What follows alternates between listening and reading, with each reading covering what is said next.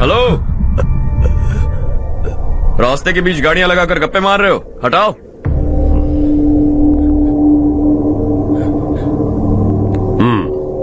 बोल बे। जल्दी हटाओ, जाना है।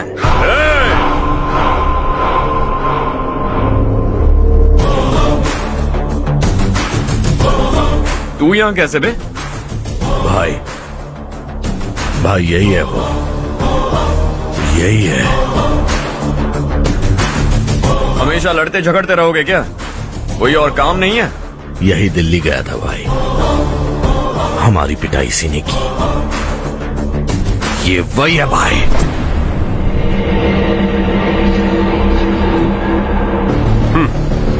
एक ही जगह पर दोनों शिकार एक साथ, मजा आएगा। तो तू है मिनिस्टर का बेटा? दिल्ली जाकर तेरे बाप को समझाने की कोशिश की थी मैंने, फिर भी उसने इन गधों को भेजा। इन्हें भी एक बार समझाया था, पर लगता है एक एक को सेपरेटली समझाना पड़ेगा। कुछ जरूरी काम से मुझे गांव जाना है। इज्जत से अपनी अपनी गाड़ियां हटा लो। गाड़ी छोड़, तुझे इस दुनिया से हटाऊंगा। बस में सब रुके हुए हैं, तुम सबको जल्दी निपटाना पड़ेगा। आ जाओ आ जाओ आ जाओ आ जाओ आ जाओ।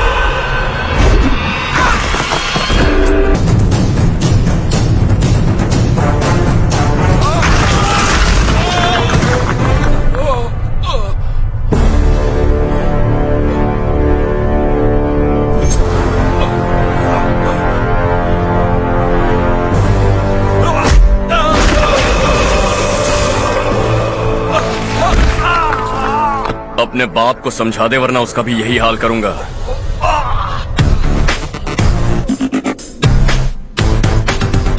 चल गाड़ी निकाल।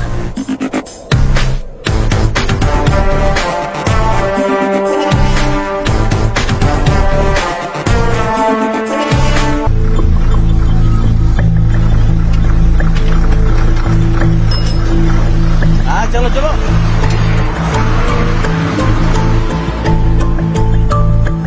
देवरकोट जाने का रास्ता बताएंगे? यहाँ से सीधा जाओ और बाएं मुड़ जाओ। देवरकोट में क्या काम है?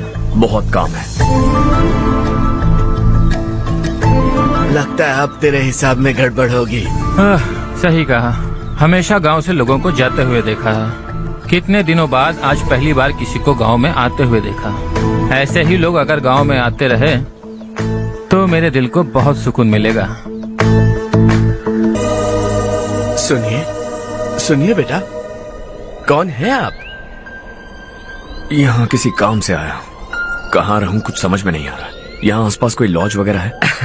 ऐसे इलाके में तुम्हें लॉज कहाँ मिलेगा बेटा। इस गांव में नारायण राव नाम का एक आदमी रहता है, बड़ा ही नेक दिल आदमी है। बाहर से जो आता है वो उसे अपने घर में रख लेता है। मैं तुम्हें वहाँ ले चलता हूँ बेटा। सुनो, ये 2 बोरियां उस तरफ और 2 बोरियां इस तरफ रख दो। हाँ ठीक है। सुबह राजू का फोन आया था, लड़के वालों को दिखाने के लिए बिटिया की कुछ तस्वीरें चाहिए। वहाँ अच्छे रिश्ते मिल सकते हैं।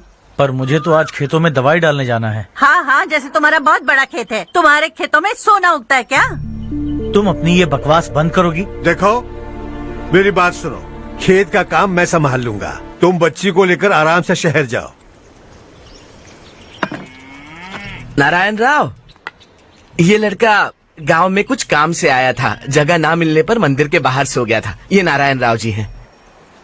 तुम कौन हो बेटा और इस गांव में क्या काम है? मेरा नाम हर्षवर्धन है। मैं कुछ गाँव पर रिसर्च कर रहा हूँ।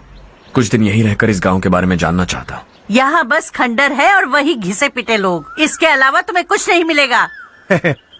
तुम जैसे लोगों के रहने के लिए इस गांव में सुविधाएं नहीं है बेटा। अगर तुम चाहो तो हमारे साथ रह सकते हो। सुना है इस घर में कोई नहीं रहता। अगर दिक्कत ना हो तो मैं यहीं रह जाऊँ। उस घर की सफाई सालों से नहीं हुई है, तुम वहाँ नहीं रह पाओगे। तुम यहीं रहो बेटा। वहाँ रहूंगा तो अच्छा होगा। देखो, घर की सफाई करवा दो और इन्हें जो चाहिए वो दे। ठीक है भैया। जाओ बेटा जाओ। सुनो बेटा, खाने के लिए हमारे घर आ जाना। जैसा आप कहें। चलिए।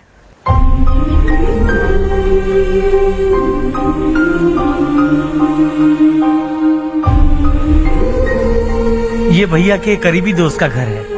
वो 25 साल पहले शहर जाकर वहीं बस गया, तब से ये घर खाली पड़ा है। आप उस कमरे में रह सकते हैं। अगर कुछ भी चाहिए हो तो मुझे बता देना। जी जरूर। हाँ, हमारा एक दूर का रिश्तेदार है, वो नालायक है और यहीं रहता है। अगर आपको थोड़ा भी तंग किया तो आकर मुझे बता देना। चलिए चलता हूँ। ओह अच्छा, तो तुम मेरे साथ इस घर को शेयर करने वाले हो। आई एम राजा रत्नम। उन्होंने तो कुछ और ही कहा था। मैं अच्छी तरह से जानता हूँ कि उन्होंने मेरे बारे में क्या कहा होगा। जानते हो मैं क्या काम करता हूँ? आप ही बताइए, क्या काम करते हैं आप? जीने के लिए काम करना जरूरी है क्या? मैंने तो ऐसे ही पूछा। हाँ हाँ। फैमिली नहीं है? फैमिली नहीं तो क्या बेकार हूँ मैं? नालायक बोलकर इज्जत का कचरा कर दिया। पहले जाकर उससे निपटता हूँ।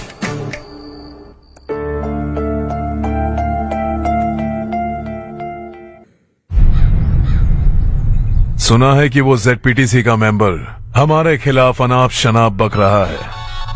मुहूर्त देखकर अपने पेड़ों के बीच घसीट कर लाना उसे। हाँ बोलिए भैया। हमारी पॉलिटिकल सिचुएशन बिल्कुल भी ठीक नहीं है। हमारी वजह से जिले में बहुत सारी दिक्कतें आ रही है, जिससे हाई कमांड भी मुझसे नाराज है। अगर ऐसा ही चलता रहा तो मेरी कुर्सी मुझसे छिन जाएगी। अगले चुनाव में भी कोई उम्मीद नजर नहीं आती। इस हालात को सुधारने के लिए हमें कोई न कोई नेक काम करना ही होगा, समझे? नेक काम करने की कोई जरूरत नहीं है भैया। कोई क्या उखाड़ लेगा? हाँ, ऐसे टाइम पर रिस्क नहीं लेते। अब लगता है मुझे ही कुछ करना होगा। भाई साहब बौखला गए, कुछ करने के लिए कह रहे हैं। नहीं करूंगा, जो भी होगा देख लेंगे। आने वाले 1 महीने के अंदर गर्मी और बढ़ जाएगी और मुझे तो बिल्कुल नहीं लगता कि स्कूल की मरम्मत तब तक हो पाएगी। मुझे भी ऐसा ही लग रहा है भाईजान। हमारे गांव के साथ साथ हमने आसपास के गांव से भी चंदा इकट्ठा किया है, शायद उससे कुछ मदद मिल जाए। बगल के गांव में गेहूं का गोदाम खाली है भैया, उन्हें पूछकर इस साल बच्चों की पढ़ाई वहीं करवाएं तो कैसा रहेगा? स्कूल की नई बिल्डिंग बनाने के लिए कितना खर्चा होगा? हमें पैसे नहीं चाहिए बेटा।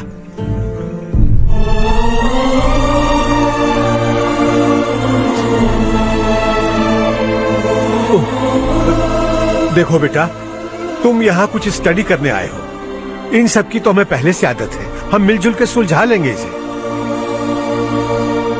अगर एक इंसान दूसरे इंसान की मदद ना करे तो एक ही समाज में रहने का क्या मतलब है? मैं जानता हूं बच्चों को पढ़ने में तकलीफ हो रही है, ये लीजिए।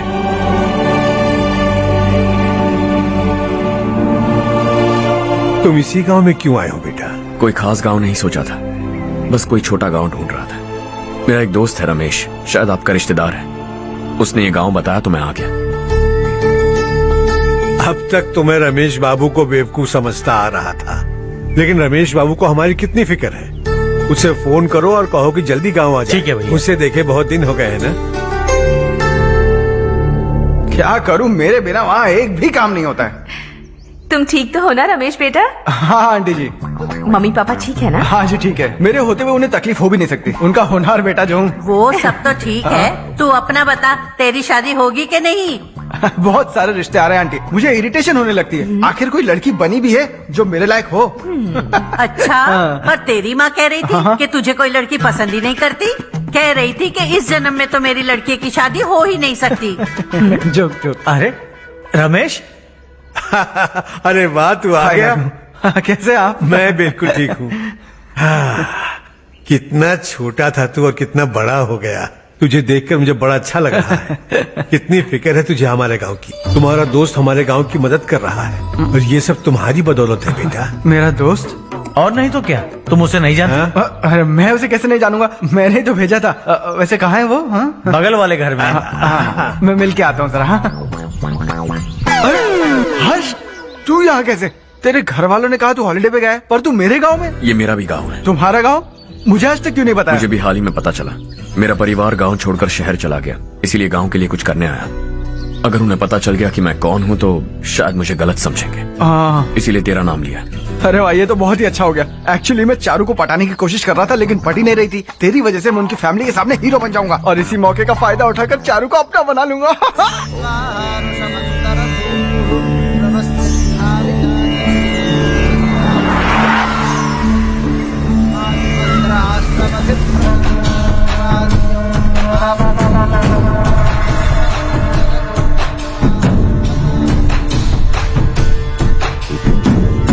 शाबाश नारायण। मेरे लाख मना करने के बावजूद तुम चट्टान की तरह डटे रहे।